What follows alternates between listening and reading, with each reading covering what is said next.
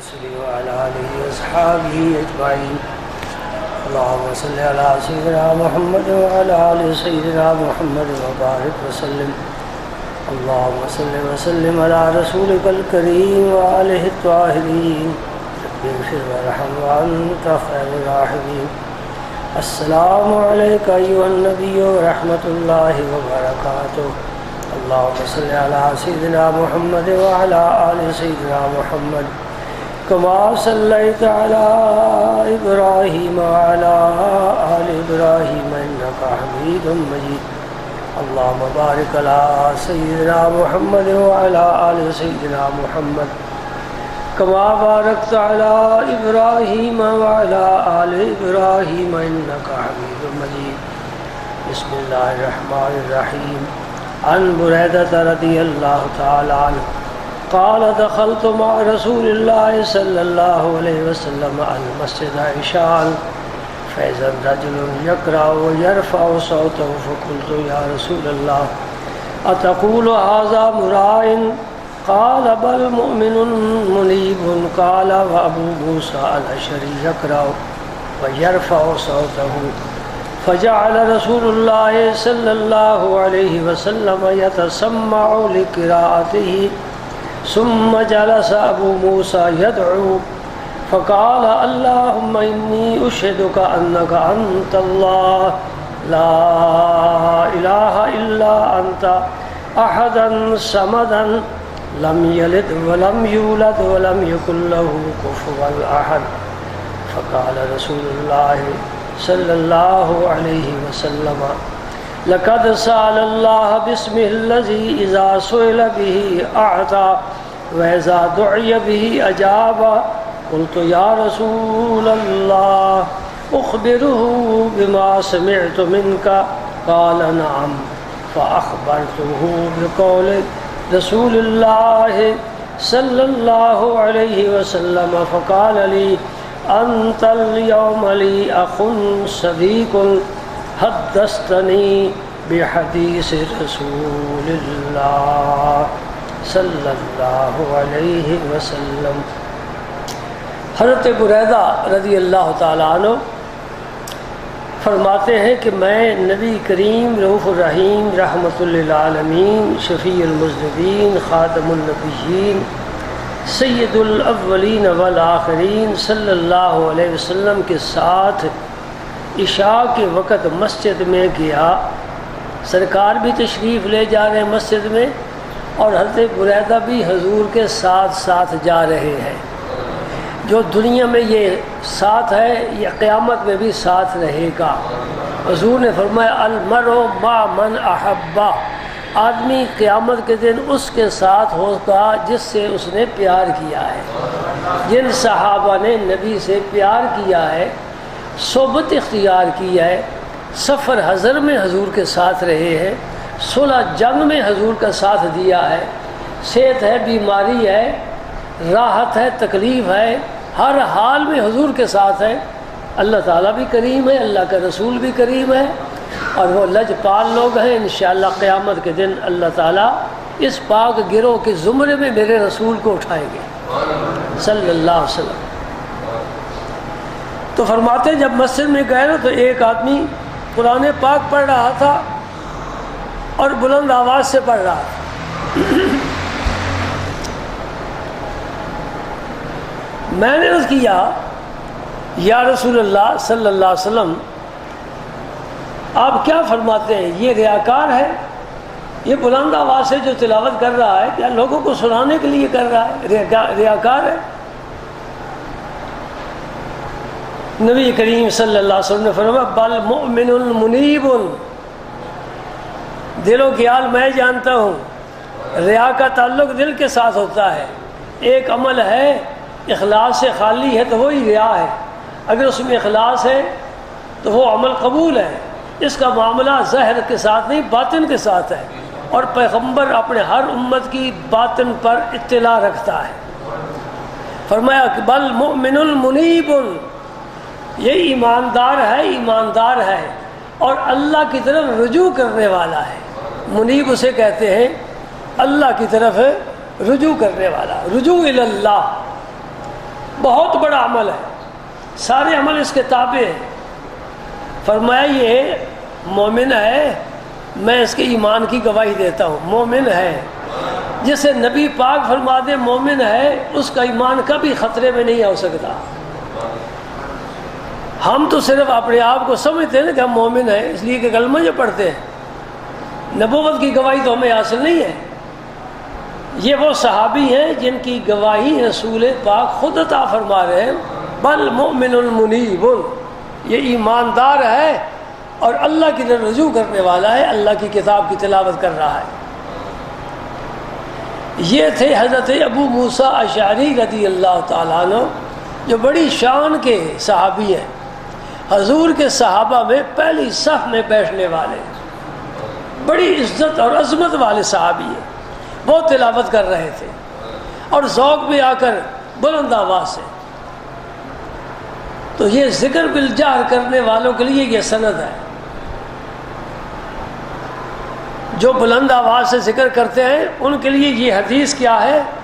سند ہے کہ نبی پاک نے انکار نہیں فرمایا کہ تجھے تو آہستہ تلاوت کرنی چاہیے تھی، اللہ کا ذکر بلند کر رہا ہے، نبی پاک نے پسند فرمایا، خود سنا حضور نے ان کا تلاوت کرنا، ان کی قرات کو خود سرکار نے خود سنا ہے۔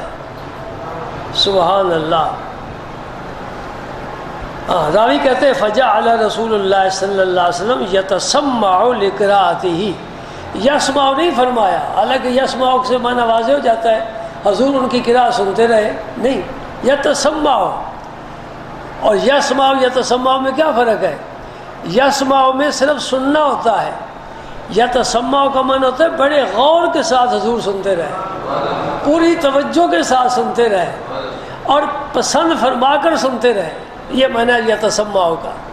ان کی قرات کو حضور نے پسند فرمایا، جی کیوں نہ پسند کیا جائے؟ ان کی زبان پر کر بھی اللہ کا نام نہیں آیا تھا۔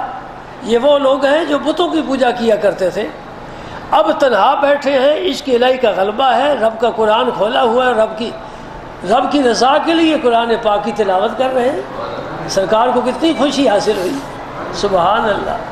جی مالی پودے لگاتا ہے نا جی، پھر ان کی دیکھ بھال کرتا ہے، پانی لگاتا ہے، آبیاری کرتا رہتا ہے، موسم بدلتے رہتے ہیں، پھر جب وہ پودا پھل لاتا ہے تو مالی بڑا خوش ہوتا ہے، سبحان اللہ۔ ابھی حضرت ابو موسیٰ اشعری کو کوئی پتہ نہیں کہ میری قرات نبی کریم سن رہے ہیں، اور سرکار بھی یقیناً رک گئے نا، پھر آپ آگے نہیں بڑھے، آپ ان کی قرات سنتے رہے۔ قرآن پاک پڑھنے والوں کے لیے بہت بڑی بشارت ہے، گھر میں پڑھو، مسجد میں پڑھو، تنہا پڑھو، مل کر پڑھو، آہستہ پڑھو، بلند آواز سے پڑھو، صحیح پڑھ سکتے ہو، نہیں پڑھ سکتے پھر بھی پڑھو، دیکھ کر پڑھو، زبانی پڑھو، سبحان اللہ۔ کوئی سننے والا ہے اس کو سناؤ، کوئی نہیں سننے والا اپنے رب کو سناؤ، وہ تو ہم وقت سننے والا ہے۔ سرکار ان کی قرات سنتے رہے۔ حضرت ابو موسیٰ قرات سے فارغ ہو گئے، ثم جلس ابو موسیٰ یدعو، اب دعا کرنے لگ گئے۔ سبق مل گیا ہمیں، قرآن پاک پڑھ کر قرآن بند کر کے رکھ نہیں دینا چاہیے، قرآن پاک ختم ہو پھر دعا کے لیے ہاتھ اٹھا دینے چاہیے۔ اب رب کی رحمت کے دروازے کھلے ہوئے تیرے لیے، تو مانگ، اپنی عرضی پیش کر، درخواست پیش کر، سوال کر، اللہ پاک تیرا سوال قبول کرے گا۔ اور ہو سکتا ہے جو تو نے قرات کی ہے اس میں کوئی کسی عہد میں اسم اعظم بھی آ گیا ہو، وہ تیری دعا کو بہت جلدی قبول کرائے گا، بہت اثر ہے اس کا۔ فقالا، وہ دعا کیا مانگی وہ بھی محفوظ ہے، اللہ منی اشہدک، اے اللہ میں کسی انسان کو گواہ نہیں بناتا، میں تجھے گواہ بناتا ہوں۔ اشہدک انک انت اللہ، کس بات پر؟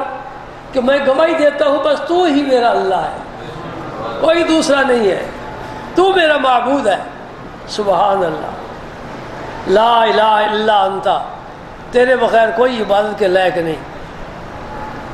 احدن صمدن، تو احد ہے، صمد ہے، یکتا ہے، کوئی تیرا شریک نہیں، نہ ذات میں، نہ صفات میں، نہ افعال میں، تو وحدہ لا شریک ہے۔ جو کچھ کرتا ہے تو ہی کرتا ہے. سبحان اللہ. کیا ہمارا یہ عقیدہ ہے کہ نہیں؟ اس کائنات میں صرف اللہ ہی کرنے والا ہے اور کوئی کچھ کرنے والا نہیں ہے. ہاں اللہ جس کو پھر اذن عطا فرمائے. یہاں سے پھر ہمارا راستہ الگ ہو جاتا ہے. ایک اور گروہ بھی ہے جو یہی کہتے ہیں جو کچھ کرتا ہے اللہ ہی کرتا ہے. ہم بھی یہی کہہ رہے ہیں جو کرتا ہے اللہ ہی کرتا ہے. دیکھ لو اللہ پاک نے کیا فرمایا, والذی یصورکم فی الارحام کیف یشاء. شکم مادر میں, رحم مادر میں جو اللہ پاک نے ایک امانت اس کے سپرد فرمائی ہے, اب اسے صورت بخشنا چاہتا ہے. وہ صورت کس سے مانگے پوچھے؟ اللہ تعالیٰ فرماتے ہیں کوئی نہیں, میں ہی ہوں, میں ہی صورت بناتا ہوں اور بناتا اس طرح ہوں جس طرح میں چاہتا ہوں. دیکھ لو کسی کا رنگ گورا, کسی کا کالا, کسی کی ناک چھوٹی, کسی کی آنکھ چھوٹی, کسی کا قد چھوٹا, کسی کا قد بڑا, کوئی علم والا, کوئی جاہل, کوئی کمزور, کوئی توانا, کوئی فاسق, کوئی عاشق, جو باہر نکلتے ہیں, کوئی عالم, کوئی جاہل, کوئی ظالم, کوئی عادل. یہ کون بنانے والا ہے؟ کیا عقیدہ ہے آپ کا؟ اللہ. نہیں, یہ عقیدہ نہیں ہے. کوئی پیر پیغمبر بناتا ہے یا اللہ بناتا ہے؟ نہیں. میرا خیال میں تمہارے ذہن میں کچھ اور ہے بات. میرے ذہن میں تو یہی ہے کہ اللہ کے علاوہ یہ کام کوئی دوسرا نہیں کر سکتا, کوئی پیر پیغمبر نہیں کر سکتا. یہ ہماری خالص توحید ہے. جو دل میں بات ہے اسے زبان پہ لاؤ اللہ کے فرشتے تاکہ سنیں اور گواہی دے تمہاری اس بات کی. سبحان اللہ, سبحان اللہ. دوسری بات میں نے کیا کہی ہے؟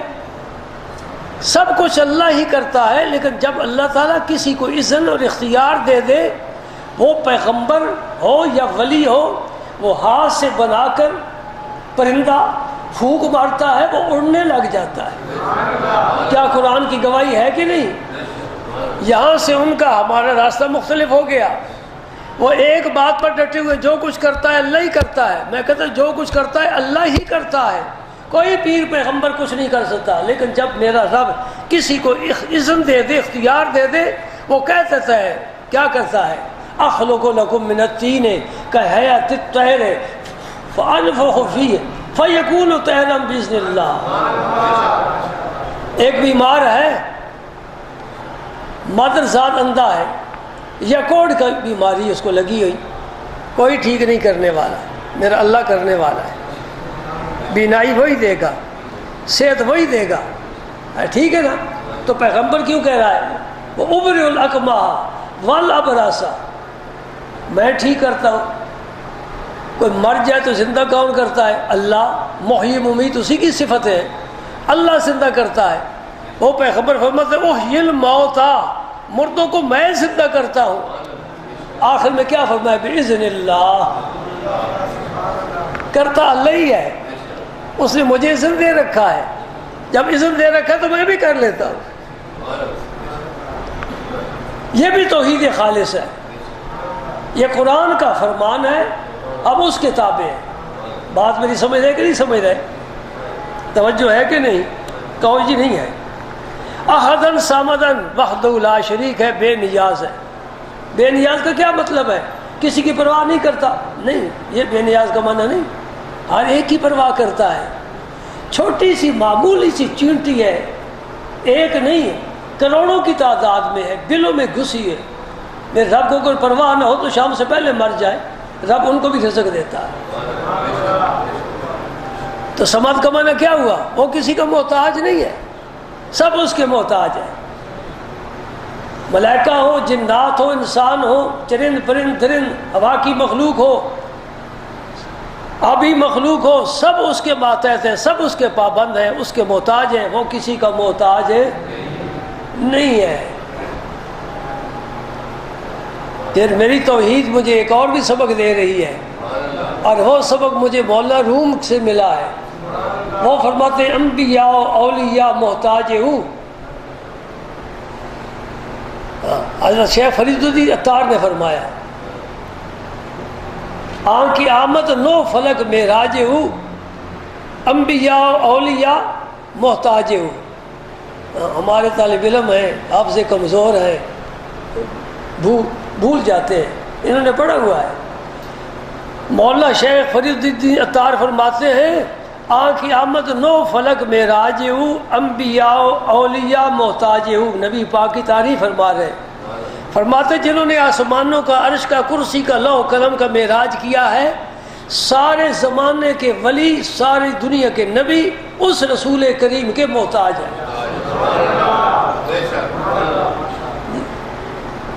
دوسری شہادت بھی پیش کرتا ہوں، میں نے مولانا روم کا نام لیا ہے نا، ان کی شہادت نہ پیش کروں بات مکمل نہیں ہوتی۔ مولانا روم کیا فرماتے ہیں؟ انبیاء اولیاء تفصیل ہو، از کمال حق شدہ تکمیل ہو۔ نبی پاک صلی اللہ علیہ وسلم اجمال کی صورت میں ہے، اور ساری دنیا کے نبی اور ولی یہ تفصیل ہے۔ میں اجمال اور تفصیل کی بات سمجھاؤں۔ ایک گٹھلی ہے کھجور کی، اس میں وہ کھجور کا پورا درخت پتوں سمیت، اور جب تک وہ کھجور رہے گی، جتنا پھل ہر موسم میں آئے گا، اس میں گٹھلیاں بھی ہوں گی، کھجوریں بھی ہوں گی، اور سارا کا سارا سمٹ کر رب نے اپنی قدرت کاملہ سے اس چھوٹی سی گٹھلی میں رکھا ہوا ہے۔ سمجھے کہ نہیں سمجھے؟ اس گٹھلی کو پھر ہم نے زمین میں رکھ دیا، اوپر مٹی ڈال دی، اس کو پھر ملی نمی۔ اب ہمارے اختیار سے، قدرت سے، ہمارے علم سے وہ باہر چلی گئی۔ ہم اب کچھ نہیں کر سکتے، اتنا ہی کر سکتے تھے کہ زمین کھود کر اس گٹھلی کو رکھ کر اوپر مٹی ڈال دیں، بس اتنا ہی ہم نے کیا۔ یہ بھی عقل سوچ اللہ پاک نے عطا فرمائی۔ اب میرا رب اس پر کام کر رہا ہے، خفیہ کر رہا ہے، ہمارے علم میں بھی نہیں۔ ہم نے دیکھا کچھ عرصے کے بعد ایک سنبل سا نکلا ہے، سبز سا پتا نکلا ہے۔ یا اللہ یہ کہاں سے آ گیا؟ میرے بندے بس تو میری قدرت کو دیکھتا رہے۔ اب اور نکلے، اتنا تنا موٹا ہو گیا، پھر اس میں سے پتے نکلتے رہے، باہر تنا بنتا رہا، اندر سے پتے نکلتے رہے۔ رب کی قدرت کو کبھی دیکھنا چاہیے نا۔ یہ تنا بڑھتا جا رہا ہے، پتے اندر سے نکل کر اس تنے کو بڑھاتے چڑھے جا رہے ہیں، وہ دور پہنچ گیا۔ یہ سارا تنا اس گٹھلی میں تھا، پھر اس پر پتے آئے، پھر اس پر پھل آیا۔ اب ایک کھجور توڑ کر منہ میں ڈالو تو وہی گٹھلی آپ کے منہ میں آ گئی جو زمین میں آپ نے کتنے سال پہلے دفن کی تھی۔ آئی کہ نہ آئی؟ مولانا روم یہی فرماتے ہیں کہ وہ گٹھلی جو ہے وہ اجمال ہے، اور یہ ساری کھجور، اس کے پتے اور پھل، یہ تفصیل ہے۔ اس کو سمیٹو تو وہ گٹھلی بن جاتی ہے، پھیلاؤ تو کھجور کا درخت بن جاتا ہے۔ مولانا روم فرماتے ہیں کہ سارے نبی اور سارے ولی جب جمع کرو، سمٹ جائیں تو محمد مصطفیٰ کی ذات بن جاتی ہے، اور جب پھیلاؤ تو سارے نبی اور ولی بن جاتے ہیں۔ سبحان اللہ۔ آپ سمجھ گئے نا؟ آپ پھر سنو شیخ فرماتے انبیاء اولیاء تفصیل ہو، انبیاء اولیاء تفصیل ہو۔ غوث پاک بھی انہی سے نکلے، داتا علی حجویری بھی انہی سے نکلے، خواجہ اجمیری بھی انہی سے نکلے، بابا فرید بھی انہی سے نکلا، جی محبوب الہی نظام الدین اولیاء بھی انہی میں سے نکلے۔ اصل مرکز محمد مصطفیٰ کی ذات پاک ہے صلی اللہ علیہ وسلم۔ پھر یہ حق تو نہیں ہے نا کہ کھجوریں کھاؤ اور اس گٹھلی کی پرواہ نہ کرو، ایسا نہیں۔ سبحان اللہ۔ انبیاء اولیاء تفصیل ہو، از کمال حق شدہ تکمیل ہو۔ سبحان اللہ۔ کسی محبت والے نے کہا ہے کائنات حسن جب پھیلی تو لامحدود تھی، کائنات حسن جب پھیلی تو لامحدود تھی، اور جب سمٹی تیرا نام بن کر رہ گئی۔ اول سرکار آخر بھی سرکار، یہ شان ہے میرے پاک پیغمبر صلی اللہ علیہ وسلم کی۔ اللہ کیا ہے؟ بے نیاز ہے۔ بے نیاز کا کیا مطلب؟ کسی کا محتاج نہیں. میرے رسول پاک بھی صرف اللہ کے محتاج ہیں، کسی کے محتاج نہیں. ساری کائنات میرے نبی کے دسترخوان سے ریزہ چینی کرتی ہے. آسماں خواہ زمین خواہ زمانہ مہماں، صاحب خانہ لقب کس کا ہے؟ تیرا تیرا. آپ صاحب خانہ ہیں. دسترخوان زمین بھی ساری، آسمان بھی دسترخوان بچا ہوا ہے، عرشی فرشی سب کھا رہے ہیں، تیرا دسترخوان چل رہا ہے. سبحان اللہ. لم یلد ولم یولد ولم یکن لہ کفوا احد. یہ دعا مانگی ابو موسیٰ اشعری نے. حضور سن رہے ہیں اور حضرت بریدہ سے فرما رہے ہیں کہ اس نے اپنے رب سے اس اسم کے ساتھ دعا مانگی ہے کہ جو اس اسم کے ساتھ دعا مانگے تو کبھی نامراد نہیں رہ سکتا. اللہ تعالیٰ اس کی ضرور دعا کو قبول فرماتے ہیں. قلت یا رسول اللہ اخبرہ بما سمعت منک. حضور مجھے اجازت ہے جو کچھ میں نے آپ سے ابو موسیٰ اشعری کے بارے سنا ہے میں اس کو بتا دوں؟ حضور نے فرمایا نام، ہاں بتا دو، اچھی بات ہے، خوشخبری ہے. فاخبرتہ بقول رسول اللہ صلی اللہ علیہ وسلم. میں نے اسے سارا واقعہ سنا دیا کہ حضور تشریف لائے، تیری کرم کو سنا، تیری دعا کو سنا. پھر فرمایا کہ یہ جو کلمات اس نے دعا کے کہے ہیں انشاءاللہ اللہ تعالیٰ اس کی دعا کو قبول فرمائے گے. اب ایک بات جو حدیث پاک میں ہے وہ میں آپ سے کہنا چاہتا ہوں.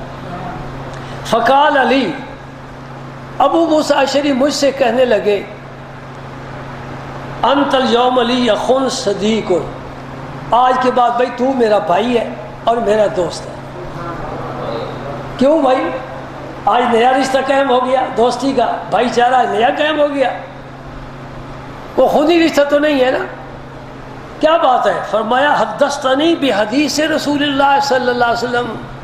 تو نے مجھے رسول پاک کی حدیث سنائی ہے، تو میرا بھائی ہے، تو میرا دوست ہے.